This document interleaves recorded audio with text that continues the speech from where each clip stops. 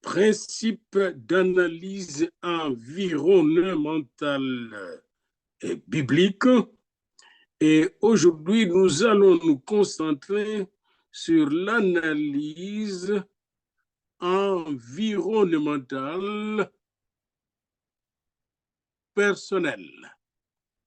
L'analyse environnementale personnelle.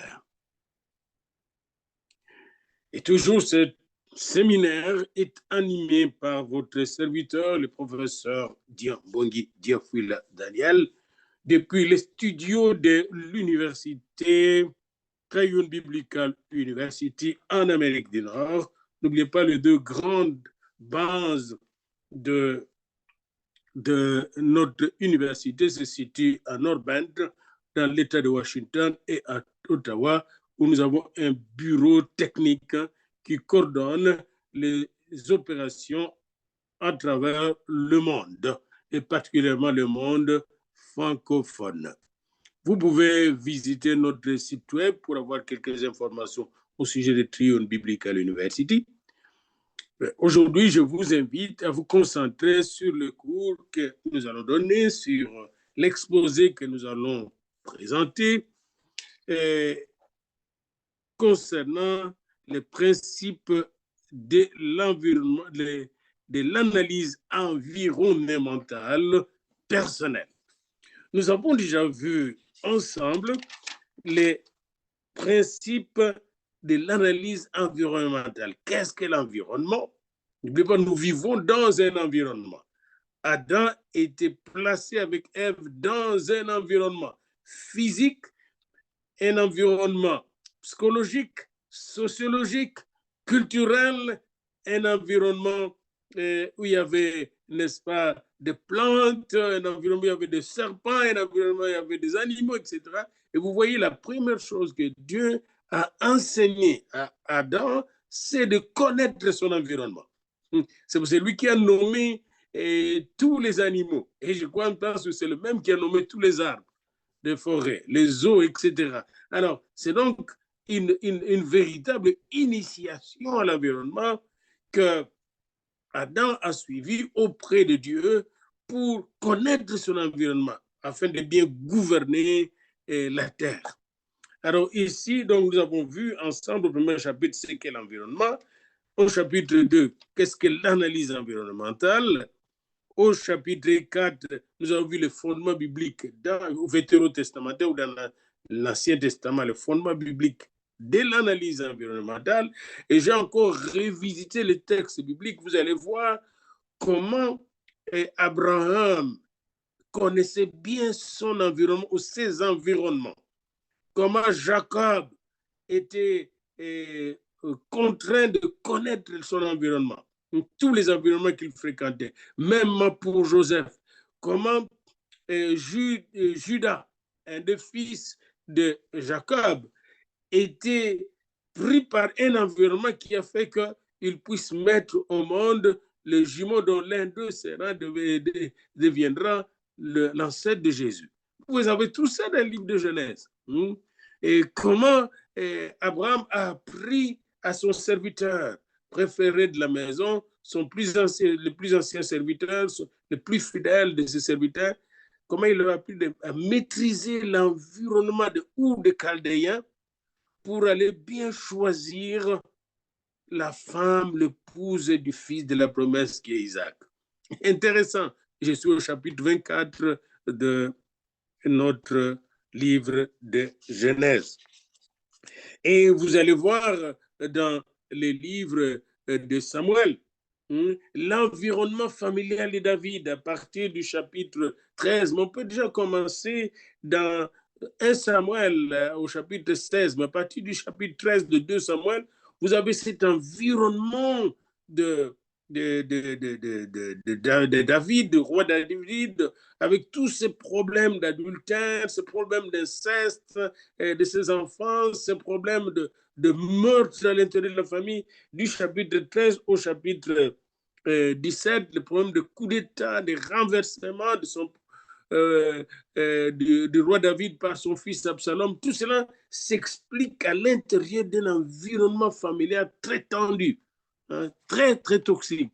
Alors, je vous prie de vous exercer à étudier ces environnements et ceci dit, je vous invite tous, après avoir étudié les fondements, bien étudié la définition de l'environnement, comment faire l'analyse environnementale, biblique, et après avoir vu le fondement biblique dans le Nouveau Testament comme dans l'Ancien Testament des analyses environnementales, aujourd'hui nous allons voir l'analyse environnementale personnelle. Ça, c'est le chapitre 5. Le chapitre 6 sera consacré à l'analyse environnementale d'un peuple. Et le chapitre 7 sera consacré à l'analyse d'une zone du monde. Le chapitre 8 à l'analyse d'une nation. Le chapitre 9 à l'analyse d'une région du monde. Le chapitre 10 à l'analyse d'une organisation chrétienne. Et enfin, au chapitre 2, le chapitre 11, on va étudier une stratégie de planification à partir de l'analyse environnementale. Et puis nous finirons par l'appendice à la page 173. Aujourd'hui, nous sommes donc à la page 52 et nous partons de la page 52 à la page 75. Ouvrez donc vos syllabus. Le verset clé qu'il faut mémoriser se trouve dans 2 Corinthiens 13, 5. Examinez-vous vous-même pour savoir si vous êtes dans la foi. Éprouvez-vous vous-même. Examinez-vous vous-même. C'est l'auto-analyse, l'introspection que nous recommande Paul quand il écrit à l'église de Corinthe, dans 2 Corinthiens 1, 3, 5. Examinez-vous vous-même. 2 Corinthiens 13, plutôt 5. 2 Corinthiens 13, 5. Examinez-vous vous-même pour savoir si vous êtes dans la foi. Et ça me rappelle la question de Dieu à Adam dans le jardin d'Éden. Adam, Adam, où es-tu? Genèse 3. Où es-tu? Examinez-vous vous-même pour savoir où êtes-vous. Si vous êtes dans la foi, dans l'amour, dans l'espérance, dans la sainteté, éprouvez-vous vous-même pour savoir où vous êtes. Quelle est votre situation dans le monde? Examinez-vous vous-même et j'irai plus loin avec vous à la fin de ce cours. Nous allons examiner même notre race, le peuple africain, le peuple noir. Nous devons nous examiner nous-mêmes pour savoir où nous sommes. Donc, nous avons reçu une introduction à l'analyse de l'environnement. Nous avons appris comment examiner le fondement biblique de l'environnement dans l'Ancien comme dans le Nouveau Testament. L'analyse environnementale ne vient pas de nous, n'est pas une nouveauté des sciences sociales. L'analyse environnementale existe avant les sciences sociales. Dieu l'a effectué lui-même, l'a initié lui-même. Avec ces chapitres 5 maintenant, nous allons ensemble procéder à l'exercice ou à l'initiation à l'analyse environnementale personnelle. Et c'est très important d'apprendre comment faire une analyse environnementale personnelle. Nous allons procéder très lentement et progressivement.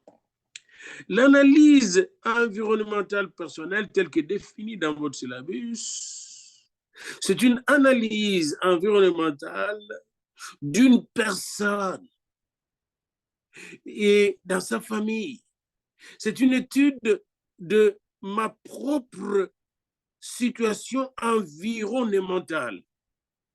Cette étude comprend un examen de chaque domaine de ma vie, notamment de ma vie physique, ma santé, de ma vie psychologique, mon âme, de ma vie spirituelle, mon esprit, de ma vie sociale, mes relations, de ma vie familiale, de ma vie professionnelle, de ma vie éducative, de ma vie religieuse, de ma vie économique, financière, C'est l'étude de mon environnement dans sa globalité, dans sa totalité, dimension par dimension.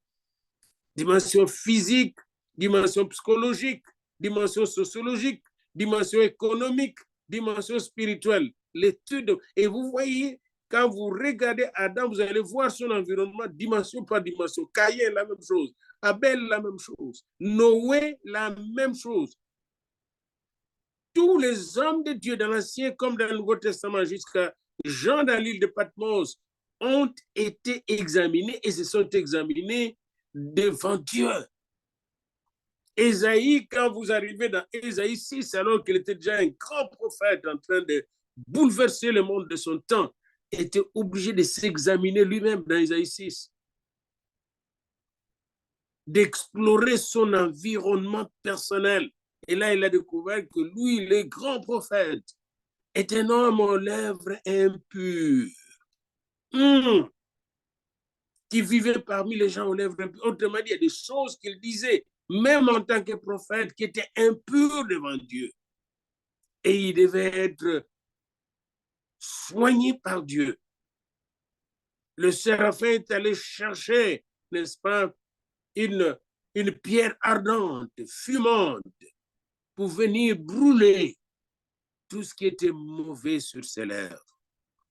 Le but donc de l'analyse personnelle est de déterminer votre condition spirituelle, oui, mais aussi votre condition physique, votre condition sociale, votre condition économique. Nous devons avoir un esprit réaliste, objectif sur notre situation si nous voulons que Dieu nous change. Ah, je me rappelle alors de ces chants, merci Seigneur, que nous exécutons souvent quand nous étions enfants. Tel que je suis, sans rien à moi, sinon ton sang versé pour moi. Le Seigneur ne nous demande pas d'aller vers lui artificiellement, non, il veut que nous allions vers lui tel que nous sommes, tel que je suis, sans rien à moi. Sinon ton sang versé pour moi, et ta voix qui m'appelle à toi, agneau de Dieu, je viens. Examinez-vous vous-même pour savoir si vous êtes dans la foi, si vous êtes dans la parole de Dieu. Est-ce que votre corps vit selon Dieu, votre âme selon Dieu? Et j'aime toujours Romains 12. Quand on nous dit que le sacrifice que Dieu attend de nous, c'est de lui offrir notre corps comme un sacrifice vivant, agréable à Dieu, notre corps. Et il sait pourquoi, parce que souvent nous faisons de notre corps n'importe quoi. Je viens de faire plus de 70 ans dans mon corps, puis je sais ce que je fais de mon corps. Je ne l'ai pas toujours utilisé selon le plan de Dieu. D'où le problème de maladie que nous avons dans notre corps. Que chacun donc se prouve soi-même. 1 Corinthiens 11, 28. N'oubliez pas 2 Corinthiens 13, 5. Examinez-vous vous-même. Examinez votre corps vous-même, votre âme vous-même, votre esprit vous-même, votre famille vous-même. Examinez votre travail vous-même, votre entreprise vous-même. Examinez vous-même, vous-même, pour savoir si vous êtes dans la foi. Éprouvez-vous vous-même. Que chacun donc se prouve soi-même. 1 Corinthiens 11, 28, 2 Corinthiens 13, 5. Vous devez vous examiner vous-même par rapport à votre foi, par rapport à Jésus-Christ, toujours. Hein? Il est le miroir. Cela signifie que vous devez vous analyser, vous examiner de façon objective en décantant votre état spirituel sur la base de la parole de Dieu. Quel est mon état spirituel? Et mon état spirituel s'exprime sur mon physique, s'exprime sur ma relation familiale, s'exprime sur beaucoup de domaines, à travers beaucoup de domaines de ma vie. Mon état spirituel, mon niveau spirituel va se manifester dans mes paroles, mes pensées, mes attitudes, mes actions, ma façon de vivre avec mon épouse, ma façon de vivre avec mes amis. C'est pour cela qu'il est dit dans 1 Thessaloniciens 5, 21, examinez toute chose. Retenez ce qui est bon. L'auto-examen comprend donc l'analyse des domaines spirituels de votre vie, mais il inclut également l'analyse des domaines pratiques, réels, pas une analyse spirituelle artificielle. C'est très important, bien aimé, de tenir compte de ce fait-là. Je ne suis pas un être spirituel désincarné. Non.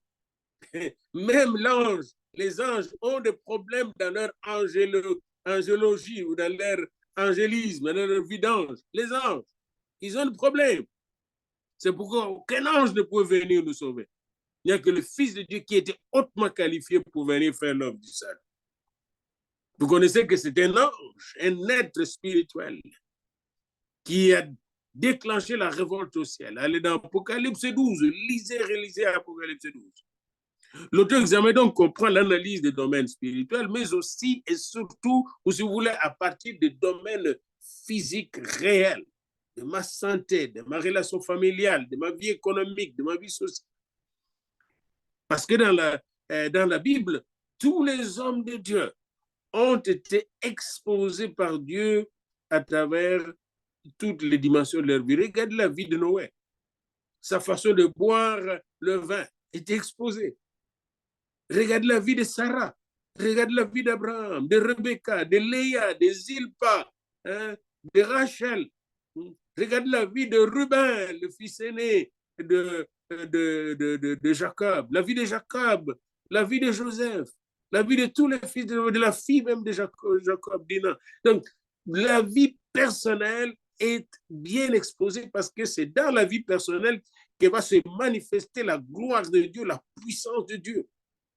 Quand nous imposons les mains, nous ne imposons pas des mains spirituelles, nous imposons des mains physiques. Mais dans ces mains physiques, il y a Dieu. Donc, il doit sanctifier nos mains, sanctifier nos paroles, sanctifier nos bouches, sanctifier notre corps, parce que notre corps est le temple du Saint-Esprit.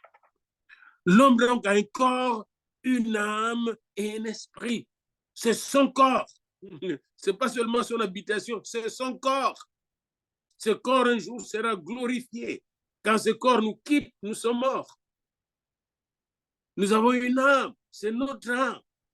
C'est à travers notre âme que nous avons des affects, que nous sommes touchés, que nous sentons les choses, que nous voyons les choses, que nous touchons les choses par notre âme, que nous réfléchissons sur les choses, que nous connaissons les choses. C'est notre âme. Notre âme est intelligible, mais aussi notre âme est émotionnelle, nos émotions.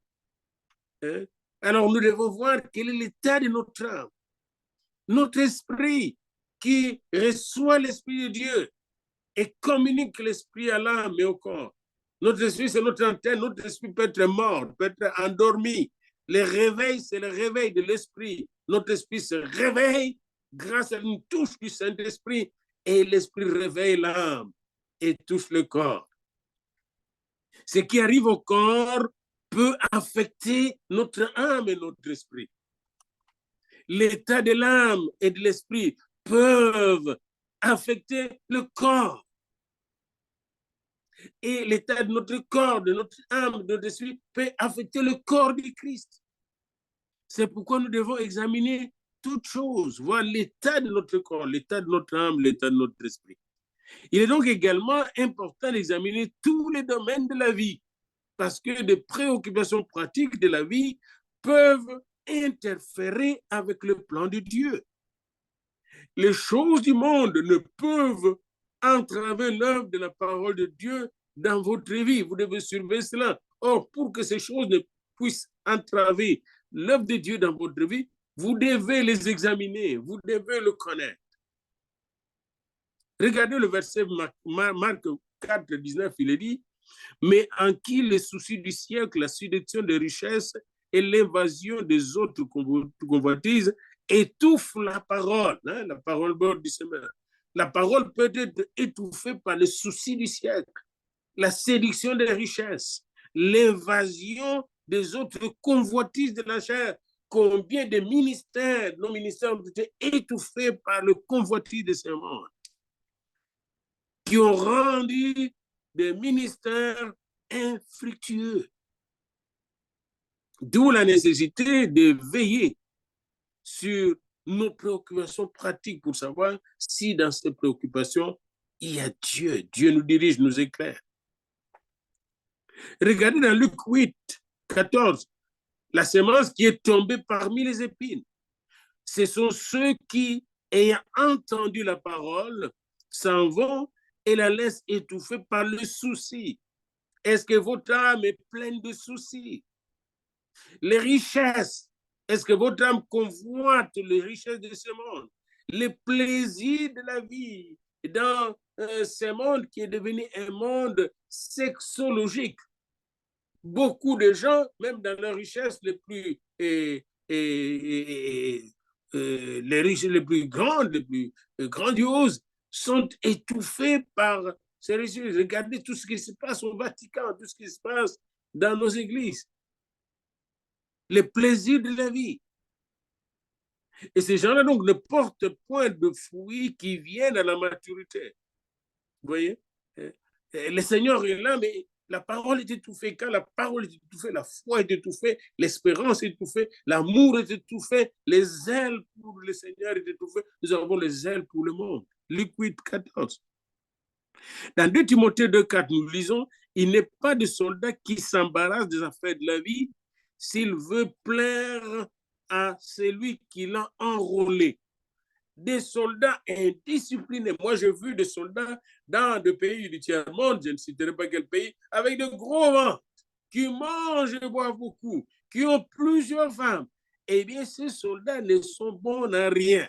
Les armées les plus fortes du monde ont des soldats disciplinés, des généraux disciplinés, des commandants disciplinés et qui entretiennent bien leur corps, leur âme et leur esprit. Les préoccupations pratiques de la vie peuvent tellement nous submerger que nous ne serions pas correctement préparés pour le retour du Seigneur Jésus. Beaucoup de gens attendent le retour du Seigneur Jésus, mais sont distraits par les choses de ce monde. Luc 21, 34 nous dit, prenez garde à vous-même de crainte que vos cœurs ne s'appesantissent par les excès de manger et de boire, ou par le souci de la vie, et que ces jours, le jour du Seigneur, quand il va paraître dans la gloire, quand tout œil le verra, même ceux qui l'ont crucifié, eh bien, quand ce jour va venir, pour beaucoup de gens, ce sera à l'improviste. Mais ceux qui se préparent physiquement, spirituellement et psychologiquement, eh bien, ils seront alertes. Prenez garde à vous-même. Signifie être sûr que dans le domaine de la vie, vous êtes prêts pour le retour du Seigneur. Alors, vous devez identifier vos faiblesses. Commencez par identifier vos faiblesses. Quelles étaient les faiblesses d'Adam? Quelles étaient les faiblesses de Caïn? Quelles étaient les faiblesses d'Ève? Quelles étaient les faiblesses d'Abraham, de Sarah? Vous voyez ça dans la Bible. Les faiblesses, déjà des héros là. Hein? Quelles étaient les faiblesses de Gédéon? Quelles étaient les faiblesses de Salomon? Vous avez vu ça dans la Bible. Quelles étaient les faiblesses de Pierre? Vous avez vu ça dans la Bible. Quelles étaient les faiblesses de Paul? Parce qu'il n'y a qu'un seul sur la terre qui a vécu sans faiblesse. C'est Jésus-Christ, le Fils de Dieu, le Fils de l'homme parfait. Ecce homo, voici l'homme. Quand Pilate l'a vu, il a présenté avant de le faire crucifier. Ecce homo, en latin. Voici l'homme parfait, l'homme sans erreur, l'homme sans faute, mais qui est condamné injustement. Voici l'homme. Ecce homo. Moi, je ne suis pas ecce homo. Je ne suis homme que par l'homme, le Fils de Dieu. Le second Adam, qui était et qui est un esprit vivificateur. L'auto-amélioration n'est pas le but de l'identification de vos faiblesses. Je n'identifie pas mes faiblesses pour m'auto-améliorer. Je ne peux pas m'auto-améliorer. Lisez Romains chapitre 7 pour voir comment Paul a essayé et il a échoué. J'essaie de m'améliorer. Combien de philosophes stoïques, des philosophes ascètes, comme les ascètes de Colossiens, de Colosse plutôt, hein, dans l'Épître aux Colossiens, ont essayé de s'améliorer. Ça ne tient pas. Nous avons tout pleinement en Christ. Il n'y a que Christ qui peut me transformer. Pas m'améliorer, mais transformer. Les philosophies humanistes, les stoïcismes, l'ascétisme ne peuvent pas, toutes ces philosophies nous améliorer. Vous ne pouvez rien faire par vous-même pour changer vos faiblesses. Le but de l'identification de vos faiblesses est de vous permettre de coopérer avec le procédé de Dieu pour votre transformation. Regardez dans Ésaïe 6, le but de l'identification des faiblesses d'Ésaïe, c'était de s'exposer à Dieu pour être transformé. Et quand vous allez dans les évangiles, vous allez voir le but de l'identification des faiblesses de Pierre. Quand Jésus lui a dit, même tu, peu mes agneaux, peu mes brebis, c'était de s'identifier tel qu'il était devant le Seigneur Jésus. Vous pouvez regarder ça dans Jean au chapitre 21. J'aime toujours ce beau dialogue-là de Jésus, la mer de Galilée, au bord de la mer de Galilée. Et vous allez voir qu'ils avaient totalement mangé, ils avaient une belle pêche que Dieu Jésus leur a donné de faire. Et là, après, Jésus lui a posé la question, Simon, fils de Jonas, Jonas, m'aimes-tu plus que ne m'aime ceci? Et il a commencé à répondre, vous pouvez lire ça dans Jean 21, 15 jusqu'à 20. C'est très important de voir quand dans 20, Pierre voulait se tourner vers un autre disciple, Jean, pour dire si ses disciples resteront en vie jusqu'à ce qu'il viendra. Et Jésus lui a dit, Pierre, occupe-toi de tes patates. Et j'aime beaucoup. Jésus lui dit, si je veux qu'il demeure jusqu'à ce que je vienne, que t'importe, toi suis-moi. Ce qui compte, c'est de suivre le Seigneur. Alors, si quelqu'un veut se connaître réellement, qu'il se donne à Christ. Et quand on se donne à Christ, on lui donne toute la place. Regardez 2 Corinthiens 5, 17, ce que nous devenons. Je me suis donné à Christ tel que je suis et je me donne encore tel que je suis, avec mes défauts, avec mes manquements, avec mes limites, mais aussi avec les qualités, parce que j'en ai aussi. Avec les atouts, oui, j'en ai aussi. Avec les forces, oui, mais je ne compte pas sur mes forces pour me changer. Et quand je me donne à lui, eh bien, je deviens ce quelqu'un-là qui est décrit par Paul dans 2 Corinthiens 5, 17. Si quelqu'un est en Christ, il est une nouvelle créature, une nouvelle création. Les choses anciennes sont passées et voici toutes choses sont devenues nouvelles. Le changement est continu.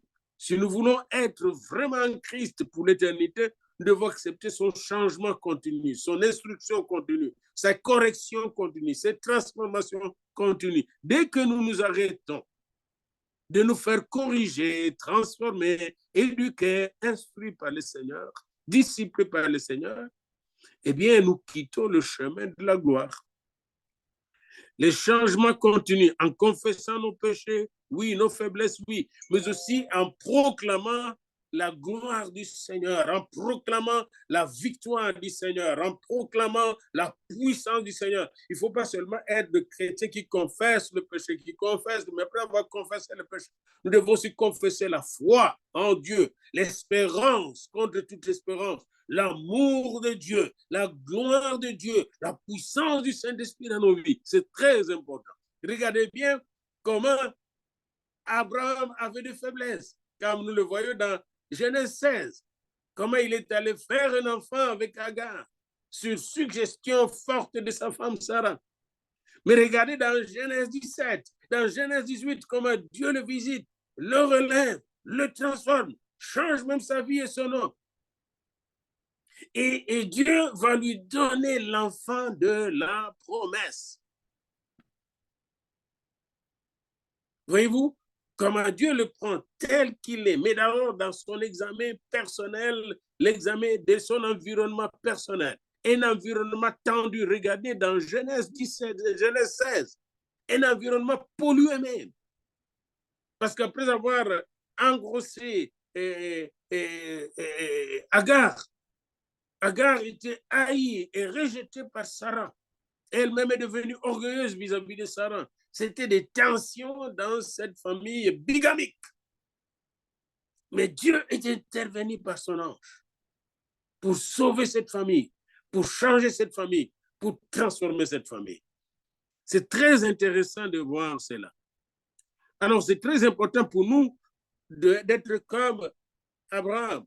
Quand vous allez dans Genèse 17, qu'est-ce que Dieu lui dit? Je regarde juste ce verset-là, Genèse 17, qui me vient à l'esprit. Genèse au chapitre 17e. Abraham est tel qu'il est devant Dieu et Dieu le visite. Dieu n'attend pas que tu changes pour te visiter. Il te visite tel que tu es pour te changer. Il le visite et il dit, lorsqu'Abraham fut âgé de 99 ans, l'Éternel apparut à Abraham et il lui dit, à 86 ans, il avait fait l'enfant avec Agar, à 90 ans, il le visite et on lui dit, je suis le Dieu Tout-Puissant. Marche devant ma face et sois intègre. Marche devant ma face. Voyez-vous? Marche devant ma face. C'est-à-dire, nous marchons en faisant face à Dieu. Dieu nous regarde et nous voit marcher. Marche devant ma face et sois intègre. J'établirai mon alliance entre moi et toi et je te multiplierai à l'excellence. Marche devant ma face. Combien de fois, par exemple, quelqu'un qui fait la politique puis devient un tricheur, comme on voit la tricherie dans les élections. Pour juste de petites élections, avoir être un député ou être président, on triche. Et quand on triche, on ne marche pas devant la face de Dieu. On marche selon le diable. On détourne l'argent de l'État. On marche selon le diable. Et c'est très important de lire et relire 1 Jean 1, 8 et 9. Si nous disons que nous n'avons pas de péché, nous nous séduisons nous-mêmes et la vérité n'est pas en nous. Non, je suis pécheur, j'ai péché. J'ai beaucoup péché, mais Jésus m'a sauvé du péché. Jésus m'a délivré du péché. Jésus m'a transformé. Si nous disons que nous n'avons pas de péché, nous nous séduisons nous-mêmes et la vérité n'est pas en nous. Et si nous confessons nos péchés, il est fidèle et juste pour nous les pardonner et pour nous purifier de toute iniquité. Un vrai enfant de Dieu, c'est un grand confesseur de ses péchés. C'est un gars qui sait demander pardon à Dieu et facilement pardon au prochain quand il offense le prochain. Un mauvais enfant de Dieu, il ne connaît pas le mot pardon. Le mot pardon ne se trouve pas dans son vocabulaire. Et il pense qu'il n'a jamais péché. Quand vous avez affaire à quelqu'un qui dit, moi, je n'ai jamais péché, vous avez affaire à un disciple du diable. Vous allez être transformé, vous allez changer à mesure que vous coopérez avec Dieu. Vous coopérez dans son processus de transformation profonde. Regardez Abraham, il est devenu Abraham, père de multitudes, transformé, parce qu'il a coopéré avec Dieu. Il était humble, il s'est soumis à Dieu, et le diable a fui loin de lui. Soumettez-vous à Dieu, résistez au diable, le diable fuira loin de vous. Regardez Isaac, regardez Jacob, regardez Joseph, regardez Othniel, la Bible, Déborah, Gédéon, etc. David, quand Nathan est venu le voir, il a confondu. Qu'est-ce qu'il a dit à Nathan? Il a demandé pardon. Allez dans le livre de Samuel. Nathan dans 2 Samuel 12. Après le meurtre de Uri et l'adultère avec Bathsheba dans 2 Samuel 11. Comment David s'est humilié devant Dieu. Plusieurs fois, David s'est humilié. C'est lui qui nous a donné ce psaume qui dit, Éternel, tu me sondes et tu me connais. C'est lui aussi qui a demandé à Dieu de créer en lui un cœur pur. Psaume 139, Psaume 51. Bien-aimés dans le Seigneur, je ne veux pas vous faire une prédication ici, c'est un petit cours, un séminaire scientifique. Mais ce séminaire scientifique veut nous démontrer que si nous sommes flexibles avec Dieu, si nous sommes ouverts, humbles devant Dieu, Dieu qui nous a connus d'avance et qui nous a prédestinés à être semblables à l'image de son Fils, Romains 8, 28 à 29, prendra soin de nous. Et vous allez voir que toutes choses, tant les bonnes que les mauvaises que nous avons connues dans notre vie, ont concouru et vont concourir au bien, à notre bien. Dieu les utilise. Dieu a utilisé un problème sexuel de Judas. Vous allez rire de ça, mais allez dans le livre de Genèse. Vous allez voir comment Dieu va utiliser un problème sexuel de Judas avec Tamar, qui est une veuve de son fils, pour créer la génération de David et de son fils Jésus-Christ. Je suis dans Genèse au chapitre 38. Lisez ça. Lisez bien. Dieu peut utiliser vos fautes. Dieu peut utiliser vos faiblesses pour faire un chef-d'œuvre. Mais il faut que vous soyez flexible devant Dieu et puissiez confesser vos péchés, vos fautes et pas vous justifier. Je ne justifie aucune de mes fautes. Mea culpa, mea culpa, mea maxima culpa. C'est ma faute, c'est ma faute, c'est ma plus grande faute. C'est ma faute. Et c'est très important de réaliser cela, bien aimé. Le changement ne vient pas de Dieu direct et totalement. Le changement vient aussi de vous, qui coopère avec la puissance de Dieu. La puissance de Dieu est à notre disposition, mais le changement de nos vies vient du fait que nous sommes ouverts. Si nous sommes fermés, Judas était fermé. Judas était fermé à Dieu et Dieu n'a pas pu le changer. Ananias et Saphira étaient fermés au Saint-Esprit et ils n'ont pas pu être bénis alors qu'ils étaient au corps même de la bénédiction, dans une église en feu, avec des pasteurs en feu comme Pierre, Jacques, Jean, étaient là. Les premiers apôtres étaient là. Et Ananias et Saphira sont morts de leur mensonge. Mais bien aimé, c'est très grave. Il y a des gens qui jouent avec Dieu. Le changement, donc, ne vient pas de Dieu seulement, mais vient de la coopération entre Dieu et l'humain. Dieu, par sa grâce, veut coopérer avec nous pour transformer le monde. Et c'est pourquoi sa grâce nous suffit. 1 Corinthiens 12, 9 à 10. Paul a prié pour qu'il soit guéri de sa maladie. Il a accepté que son corps était malade. Une fois de plus, une bonne analyse personnelle commence par l'analyse physique. Nos maladies, si vous êtes malade, ne mentez pas. Et déjà, ils prennent le médicament en cachette, puis ils vont prier pour les gens. Ils disent, moi, je suis en santé. Mais vous n'êtes pas en santé, il ne faut pas mentir. Dieu peut guérir quelqu'un à partir de quelqu'un qui est malade, il n'y a pas de problème. Mais ne mentez pas aux gens. Quand tu es malade, tu es malade. Ne mentez pas aux gens parce que sinon le Seigneur va te dévoiler. Paul était malade. Et il a réalisé qu'il était malade. Il a prié plusieurs fois, il n'était pas guéri. Puis le Seigneur lui a dit, Jésus lui a dit, ma grâce te suffit car ma puissance s'accomplit dans la faiblesse. Je me glorifierai donc bien plus volontiers du Paul de mes faiblesses afin que la puissance de Christ repose sur moi.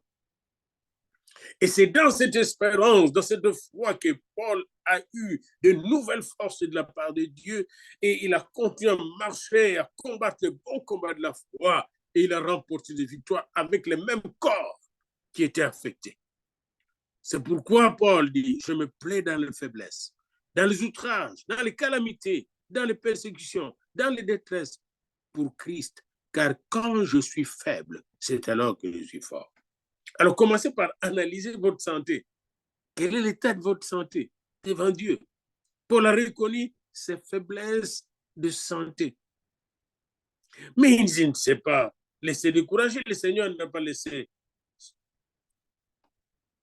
dans le découragement. Il a réalisé que dans cette faiblesse, la puissance de Dieu se manifestait glorieusement. Si vous n'identifiez pas vos faiblesses, vous aurez difficulté de voir la gloire de Dieu. Savez-vous que le cœur brisé est le seul cœur qui peut voir comment Dieu vient au secours de ceux qui sont brisés?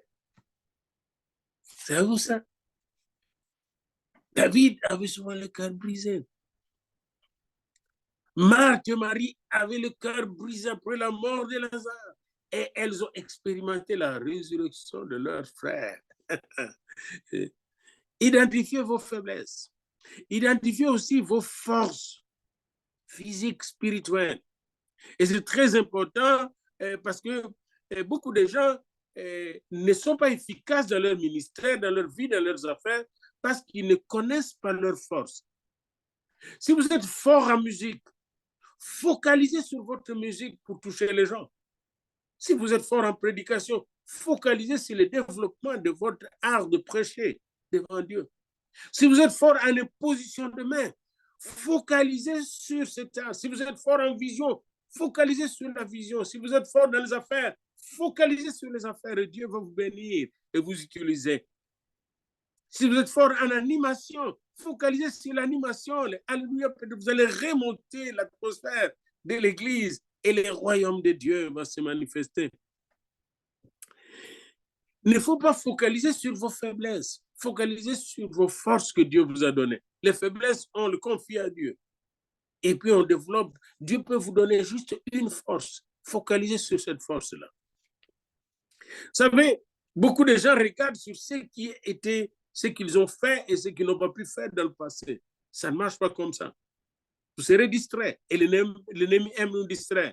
Quand vous analysez, ne vous focalisez pas totalement sur votre passé, sur vos échecs, sur vos réussites du passé. Faites comme Paul. Voilà ce qu'il faisait.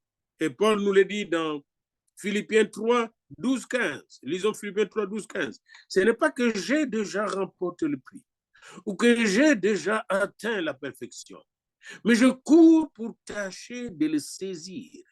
Puisque moi aussi j'ai été saisi par Jésus, je cours pour tâcher de saisir Jésus. Comme maintenant, même dans ce cours, j'essaie de saisir Jésus en mobilisant le plus d'étudiants possible, capables de bien gérer leur vie, de bien gérer leur temps, de bien gérer les ressources que Dieu leur donne pour aller de l'avant, conquérir des espaces que Dieu a préparés pour leur conquête. Frère, je ne pense pas l'avoir saisi, dit Paul. Mais je fais une chose, oubliant ce qui est en arrière et me portant vers ce qui est en avant. En avant de nous, il y a TBU. En avant de nous, il y a des milliers et des milliers et des milliers de serviteurs et de servants de Dieu qui aspirent à la formation et à l'onction de Dieu pour être transformés et pour transformer le monde. Je cours donc vers le but comme Paul, pour remporter le prix de la vocation céleste de Dieu en Jésus-Christ. La vocation, aller enseigner, aller faire des disciples de toutes les nations, enseignez-leur à garder ce que je vous ai prescrit. Enseignez-leur, enseignez-leur. Voilà la vocation qui donne la TB. Enseignez-leur. Enseignez-leur la connaissance de la gloire de Dieu, car dans les temps de la fin, je veux répandre ma gloire dans le monde entier. Mais je veux manifester cette gloire dans leur vie d'abord. Nous tous donc qui sommes parfaits, parce que Jésus est à nous, ayons cette pensée. Et si vous êtes en quelque point de notre vie, Dieu vous éclairera aussi là-dessus. Philippiens 2, 12 à 15. Comme vous identifiez vos forces et vos faiblesses, rappelez-vous que le succès ne se mesure pas par ce que vous êtes. Le succès ne se mesure pas par votre compte en banque, par votre réputation, non. Le succès se mesure par rapport à votre intimité avec Jésus. Votre succès réside dans votre communion avec Jésus. Et c'est très, très important. J'aime beaucoup ce beau verset de Job. Allez lire tous les livres de Job, tous les chapitres complets du livre de Job. Et vous allez voir que vers la fin de la souffrance de Job, Job a découvert quelque chose. Il a dit, j'ai souvent entendu parler de toi, mais maintenant mon œil t'a vu, mais maintenant mon œil te voit. Et j'aime beaucoup ces chants-là que nous chantions quand nous étions dans la ligue pour la lecture de la Bible. Car maintenant mon œil te voit, maintenant mon œil te voit, maintenant mon œil te voit, Jésus mon roi. Réalisez ça dans Job 42, 5. Mon oreille avait entendu parler de toi, mais maintenant mon œil t'a vu. Combien de gens nous avons entendu parler du Seigneur, mais avons-nous nous-mêmes entendu et vu le Seigneur? Il veut se révéler personnellement à vous, de manière tangible. Mais pour cela, il faut que vous puissiez réaliser vos faiblesses et vos forces et dire, j'ai vraiment besoin de lui, d'une nouvelle onction de lui, d'une nouvelle communion avec lui, d'une nouvelle communication avec lui, d'une nouvelle révélation de sa part. La Bible enseigne que chaque croyant a au moins un don spirituel. Allez dans 1 Corinthiens 12, 4 à 11. Chaque croyant a au moins un don spirituel. Et combien de chrétiens dans les églises ignorent encore leur don spirituel? 1 Corinthiens 12, 4 à 11. Chaque enfant de Dieu, né de nouveau et baptisé du Saint-Esprit, a au moins un don spirituel. Imaginez-vous une église où tous ces dons se mettraient en œuvre, en opération. Et toutes ces familles chrétiennes, si nous nous mettions en œuvre comme famille,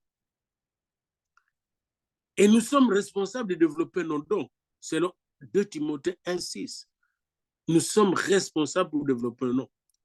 Voici une liste de dons qui peuvent être vraiment personnels et que nous mettons il y a d'abord le don ministère. Le don ministère se trouve dans Éphésiens 4. Il y a des apôtres, il y a des prophètes, il y a des évangélistes, il y a des pasteurs, il y a des docteurs. Je ne développe pas cela. Je vous montre, c'est ça le don. Il y a des gens là qui ont un don apostolique, d'aller dans les nations, ils entendent la voix du Seigneur, le Seigneur le pousse dans les nations, dans d'autres cultures, dans différentes cultures, pour aller implanter des églises, former des ministères, et ils ont ça. Il y a des prophètes qui entendent la voix de Dieu, qui voient, qui ont une vision claire de Dieu. Il y a des évangélistes qui sont des gagnants d'âmes, des faiseurs de disciples. Il y a des pasteurs qui savent prendre soin des brebis de gens, de l'église des gens. Il y a des docteurs qui enseignent avec rigueur, mais aussi dans la puissance du Seigneur. Quand ils vous enseignent quelque chose comme aujourd'hui, quand nous enseignons, de nous examiner nous-mêmes. Ils vont vous faire parcourir la Bible depuis Genèse jusqu'à Apocalypse et vous montrer combien c'est important, comment Adam s'est examiné lui-même, comment Caïn devait s'examiner lui-même, comment Noé devait s'examiner lui-même, comment Abraham devait s'examiner lui-même, comment Isaac devait s'examiner lui-même, comment Jacob devait s'examiner lui-même, comment les fils de Jacob, les 12, devaient s'examiner eux-mêmes, comment Pharaon même devait s'examiner lui-même, comment Daniel et son groupe devaient s'examiner eux-mêmes, et comment, n'est-ce pas, David devait s'examiner lui-même, comment les apôtres devaient s'examiner eux-mêmes, comment Israël, le peuple d'Israël, le prophète d'Israël, les sacrificateurs devaient chacun s'examiner lui-même. Vous avez donc la prophétie de Dieu sur la repentance, comme Dieu nous dit, repentez-vous, repentez-vous. Il y a beaucoup de dons que nous avons qui peuvent s'exprimer personnellement pour l'édification du corps, pour le monde. Les dons de service, les dons d'aide, les dons de leadership, les dons d'administration, les dons de libéralité, les dons de miséricorde, les dons de discernement des esprits, les dons de la foi. Il y a foi et foi. Il y a des gens qui ont une foi petite, mais d'autres, ils ont une foi vraiment pour construire des choses. Ils n'ont pas peur de s'engager dans de grandes choses alors qu'ils n'ont rien parce qu'ils ont reçu les dons de la foi. Il y a des gens qui ont les dons d'hospitalité. Ne faites pas comme Ananias qui voulait imiter l'autre qui avait donné à Dieu parce qu'il n'avait pas les dons de générosité, lui, Ananias avec Saphira. Il y a les dons des langues. Il y a des gens qui ont le don d'apprendre d'autres langues facilement. Mais il y a d'autres qui ont le don de parler les langues des anges, les langues de Dieu, avec interprétation alors, bien-aimé, de vrai parler en langue. Il y a des gens qui ont le don de prophétie. Il y a des gens qui ont le don de discerner les esprits, qui voient même les esprits. Il y a des gens qui ont le don de guérison, les dons de délivrance, délivrer ceux qui sont enchaînés. Il y a beaucoup de dons, des miracles. Il y a des gens qui ont le don de prier. Ils peuvent rester longtemps et prier jusqu'à ce que Dieu le parle. Et ces dons, quand vous vous examinez vous-même, quel est mon don dans l'examen personnel? Vous saurez quelle est ma place dans le corps du Christ. Par exemple, ma main, c'est quelle est sa place. Ma main ne prendra jamais la place de ma tête ou de mes yeux. Mon nez ne prendra jamais la place, n'est-ce pas, de ma poitrine, etc. Chaque membre de mon corps a sa place. Eh bien, il en est de même pour le corps de Christ. La grande erreur que nous commettons souvent, c'est de penser prendre la place de l'autre. Un jour, alors que j'étais sélectionné par Dieu et envoyé comme évangéliste national dans mon église nationale à ce moment-là, il y avait 12 000 de protestants. J'ai rencontré un collègue, un docteur en théologie, très efficace. Et il m'a dit, j'étais ici, on m'a envoyé. Oh. J'ai dit, est-ce que tu as déjà gagné une âme? Il n'a jamais gagné une âme, jamais évangélisé. Comment tu peux être directeur d'évangélisation? Vous comprenez? Chacun a sa place. Peut-être que toi, tu es fait pour être un grand évêque. Mais pourquoi tu vas aller chercher la place de l'évangéliste? L'évangéliste, lui, ne va pas mettre de soutane pour aller évangéliser. Non, lui-même en culotte, il va gagner les âmes. L'évangéliste est très humble. Il est comme une gazelle, n'est-ce pas, qui court vite pour aller chercher les choses qu'elle a besoin dans la savane. Déterminez bien votre don pour savoir votre place dans le corps du Christ. Lisez encore 1 Corinthiens 12, 1 Corinthiens 12, 1 Corinthiens 13 sur l'amour, puis 1 Corinthiens 14. C'est très important de savoir que vous êtes donné à Christ comme un sacrifice vivant, agréable à Dieu, et par conséquent, vous allez découvrir ce qui est bon, agréable, parfait. Romains 12, 1 à 2. Je vous exhorte donc, frères, par la compassion de Dieu, à offrir vos corps, vous voyez, vos corps physiques, comme un sacrifice vivant. Si notre corps n'est pas offert à Dieu, notre âme ne sera pas disponible à Dieu. Et notre esprit ne va pas fonctionner librement. Parce que notre chair va peser sur l'esprit et sur l'âme. Notre chair va manipuler, séduire l'âme et l'esprit, nous endormir par le convoitise de ce monde. C'est pourquoi Paul exhorte les frères de Rome, par la compassion de Dieu, à offrir leur corps comme un sacrifice vivant agréable, saint et agréable à Dieu, ce qui sera de votre part un culte raisonnable, un culte qui a du sens. Ne vous conformez pas au siècle présent. Ces siècles présents sont toujours là. Les siècles de convoitise, de plaisir, les siècles d'athéisme, les siècles de plaisir sensuel. Mais soyez transformés par les renouvellements de l'intérieur. Voyez-vous ici, la conversion n'est pas seulement une conversion de cœur, même notre intelligence doit être renouvelée. Mes pensées ne sont pas vos pensées, mes voix ne sont pas vos voix. Comment sont mes pensées par rapport à Jésus? Je dois faire l'examen. Comment est-ce que je pense? Est-ce que ma logique est la logique de la grâce? Ma logique est la logique de la gloire de Dieu? Ma logique est la logique de la sainteté? Ma logique est la logique de l'amour? Ma logique est la logique de la foi? Ma logique est la logique de l'humilité? Ma logique est la logique de la lumière et de la vérité ou la logique des mensonges de ces mondes? Ma logique est-elle la logique de la vérité? Vous connaîtrez la vérité vous affranchira. Et quand nous nous conformons pas au siècle présent, nous nous laissons transformer par les renouvellements de notre intelligence. Nous allons discerner quelle est la volonté de Dieu, ce qui est bon, agréable et parfait. Quelle est la volonté de Dieu pour ma nourriture, comment je mange? Quelle est la volonté de Dieu pour mon temps de sommeil? Quelle est la volonté de Dieu pour mon temps pour parler, hein? Un temps pour parler, un temps pour s'arrêter. Quelle est la volonté de Dieu pour ma propre vie conjugale, mes relations avec mon épouse, avec mes enfants, avec mes amis? Quelle est la volonté de Dieu? Ce qui est bon, agréable et parfait. Et c'est là que le miracle arrive. Il faut découvrir vos dons spirituels, mais vous ne pouvez pas découvrir vos dons spirituels si vous n'êtes pas confié totalement à Dieu. Que chacun donc examine ses propres œuvres. Alors il aura sujet de se glorifier pour lui seul et non par rapport à autrui. Galates 6:4. Ne cherchez pas à se glorifier par rapport à l'autre, par rapport à tel ministère, par rapport à tel ministre de Dieu, par rapport à tel évangéliste, tel prophète. Je veux faire comme lui. Non, faites comme Jésus. Ah. Alors maintenant, quand vous arrivez à bien vous examiner, eh bien, vous allez parvenir à formuler un plan pour accomplir votre vie, vos entreprises, votre ministère. Une bonne analyse de votre condition spirituelle, de votre condition physique, de votre condition psychologique, de votre condition économique, de vos faiblesses, de vos forces, va vous amener à concevoir des plans qui répondent justement à l'appel que Dieu vous a donné. Luc 12:47. Le serviteur qui, ayant connu la volonté de son maître, n'a rien préparé et n'a pas agi selon sa volonté, sera battu d'un grand coup. Parce qu'à ce moment-là, Dieu va vous révéler sa volonté, alors vous devez faire exactement ce que Dieu vous demande de faire. Comment maintenant collecter des informations sur vous-même? Premièrement, il faut prier.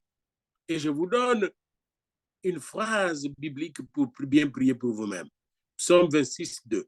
Sonde-moi, Éternel, éprouve-moi, fais passer au creuset mes reins et mon cœur.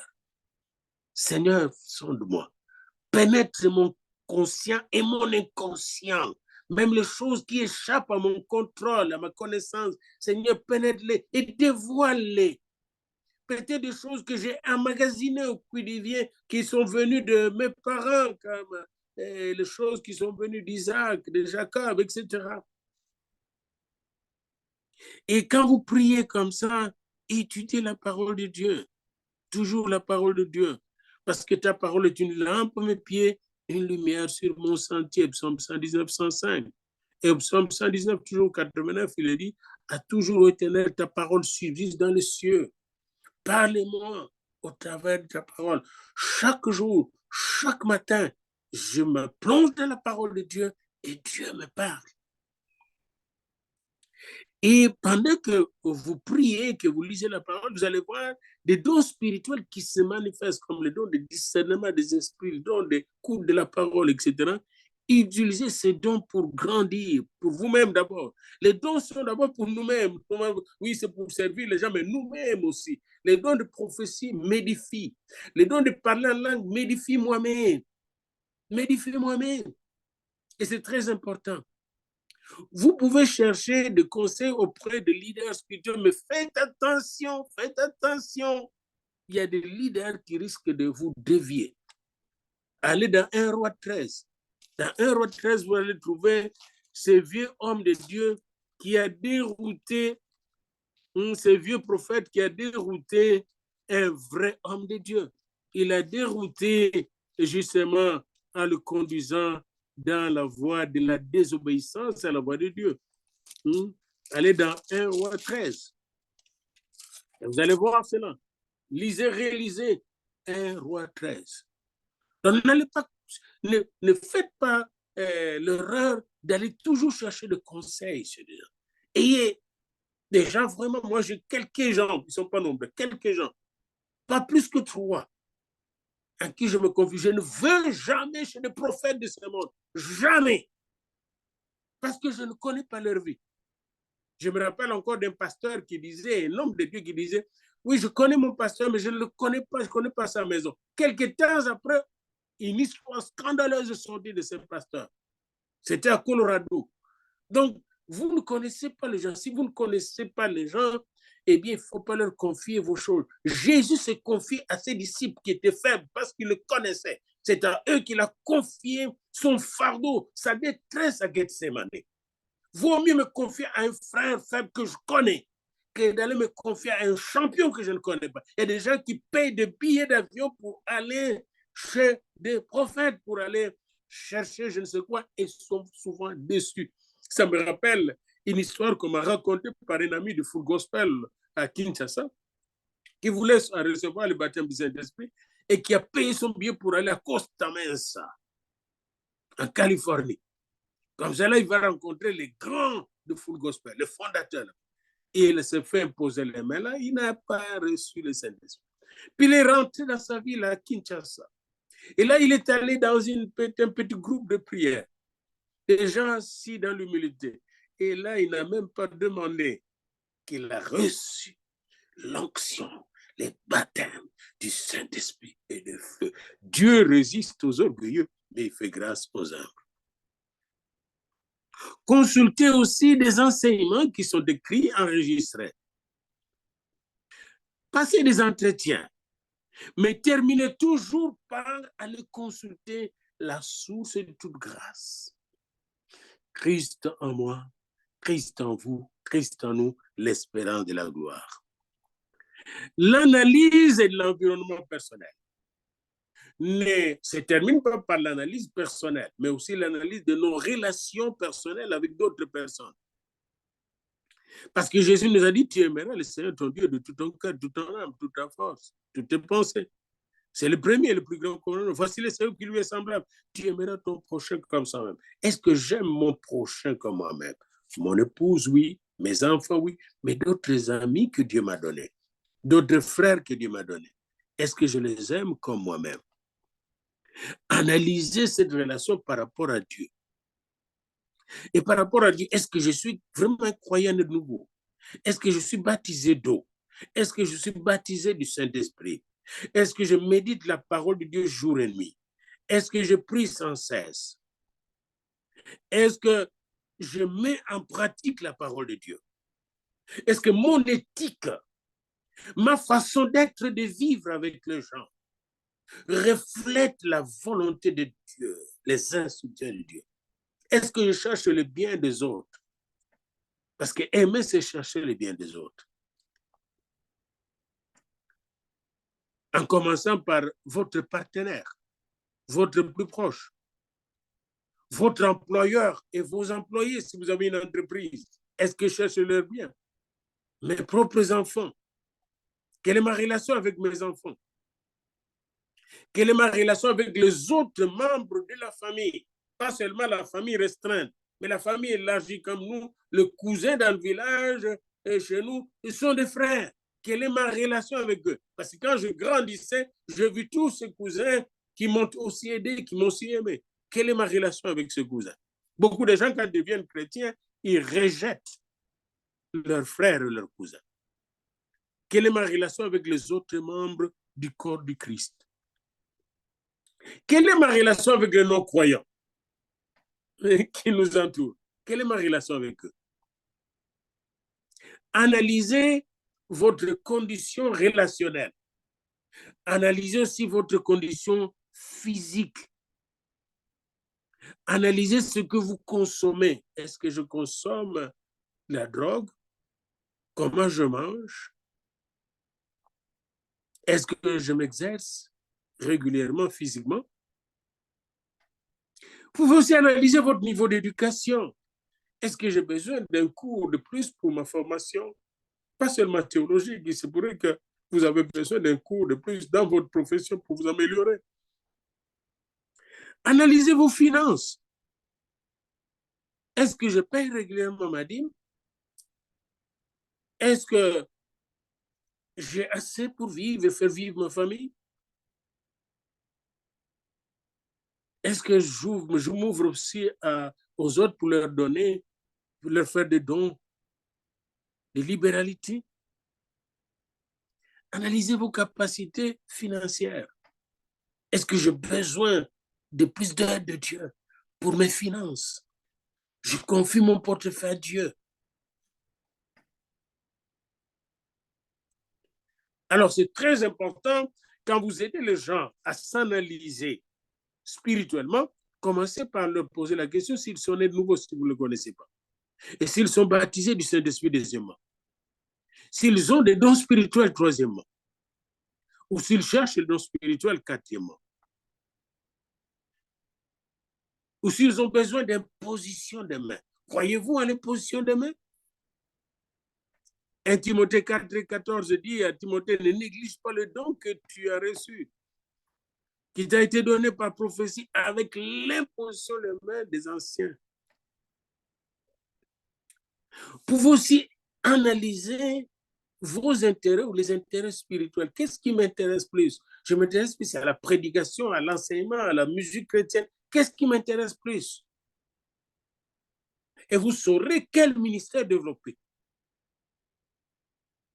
Analysez aussi, est-ce que je suis, si vous êtes appelé à être un leader qui sert les autres, qui oriente les autres. Quel est le service chrétien que j'ai rendu dans le passé et que je peux rendre encore aujourd'hui? Identifiez le don que vous pensez avoir. C'est très important. Cherchez les besoins spirituels et matériels autour de vous, parce qu'il se pourrait que Dieu vous demande de répondre à ces besoins, à combler ces besoins. Évaluez votre ministère si vous êtes dans le ministère. Est-ce que ce ministère va bien? À ce moment, je me suis évalué. Grandissant et avançant en âge, je me suis évalué. Est-ce que je dois continuer avec le ministère pastoral des églises tout en enseignant ou laisser tomber quelque chose? Et j'ai constaté, j'ai réalisé clairement que le Seigneur m'a montré de me détacher de tout travail de l'église locale.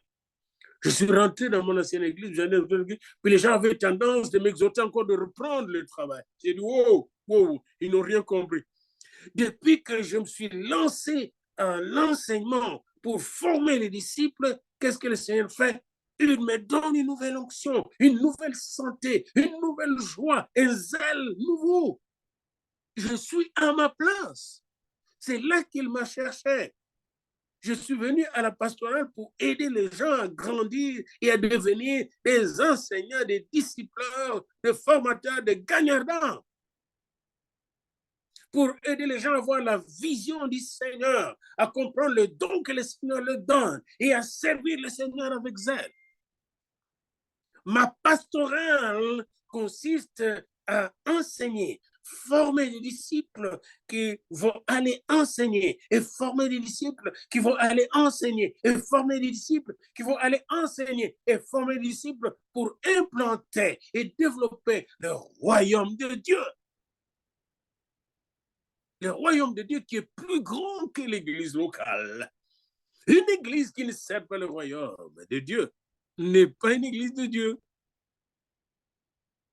Appliquez les résultats de vos analyses spirituelles, de vos analyses financières personnelles, de vos analyses relationnelles, de vos analyses ministérielles, de vos analyses familiales, de vos analyses de votre vie physique. Appliquez ces résultats dans votre propre vie. Et vous allez voir comment le Seigneur va vous bénir, vous combler et commencer à vous diriger lui-même. Parce que vous serez à l'écoute du Seigneur. Vous allez entrer dans le plan de Dieu. Et vous allez voir comment le Saint-Esprit va vous montrer exactement pourquoi vous avez été créé et envoyé sur cette terre. Ces analyses vont déterminer votre condition spirituelle. Ces analyses vont vous permettre d'identifier chaque fois vos faiblesses et vos forces spirituelles.